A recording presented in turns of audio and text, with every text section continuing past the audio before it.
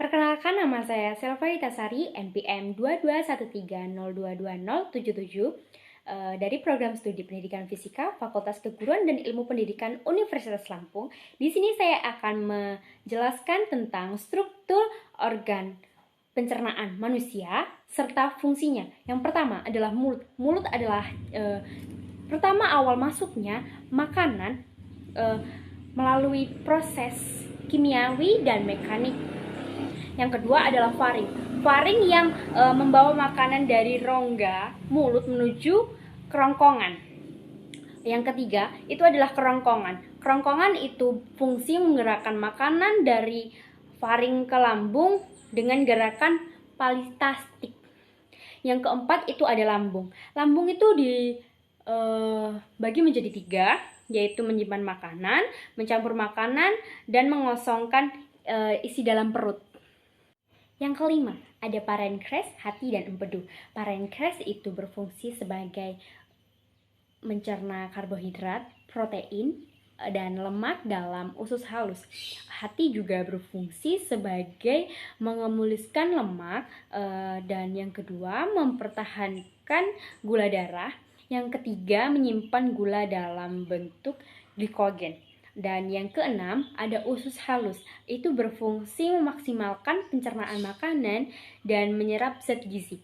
Yang ketujuh ada usus besar, itu berfungsi membuang air dan mineral ekloid dari ampas makanan yang tidak tercerna.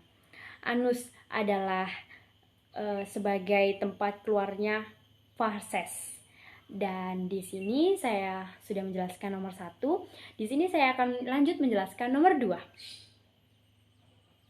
Di sini juga saya akan menjelaskan tentang bagaimana sih mekanisme kerja enzim-enzim pada organ pencernaan saat terjadinya pencernaan. Nah, enzim pencernaan bekerja sebagai katalis, yaitu suatu zat yang mempercepat laju reaksi kimia pada sistem pencernaan. Enzim-enzim ini mempercepat zat yang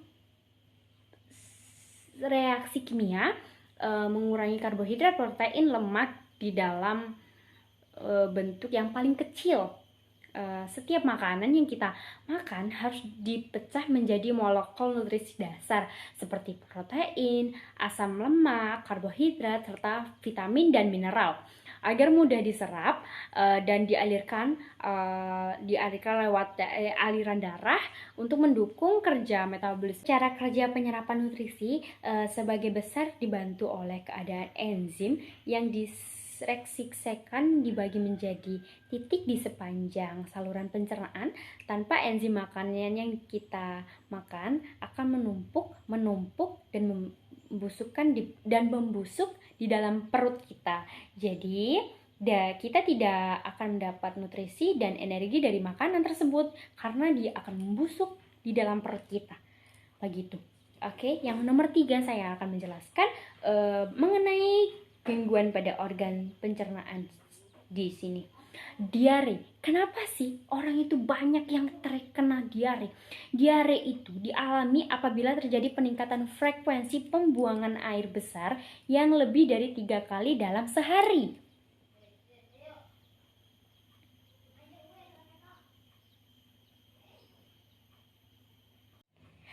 Gejala diare ini bermacam-macam seperti infeksi retavirus atau bakteri, efek samping obat, atau perubahan pola makan, yaitu kram perut atau demam, mual, kambung, hingga adanya darah pada tinja. Nah, yang kedua itu ada tulak lambung. Tulak lambung itu apa sih? Ia adalah luka yang terjadi pada dinding lambung. Gangguan pencernaan ini disebabkan oleh infeksi bakteri atau efek samping penggunaan obat pereda nyeri dan dari jangka panjang. Nah, dan ada lagi yang ketiga itu batu empedu.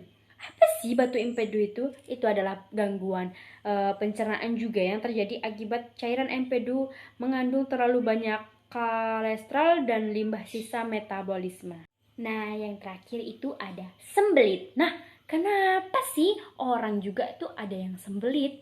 Nah, karena sembelit itu mereka kekurangan makanan yang berserat dan mereka itu sering makan banyak daging. Jadi, kalian itu harus menyeimbangkan makanan-makanan. Jangan terlalu banyak makan daging ya, karena itu tidak sehat. Karena kita tuh harus banyakin makan seperti sayur-sayuran yang mengandung protein, karbohidrat dan vitamin. Jadi kita biar bisa secara sama dalam kehidupan kita. Oke, segini presentasi dari saya. Maaf jika ada salah kata dan salah ucap. Saya akhiri. Selamat siang. Terima kasih.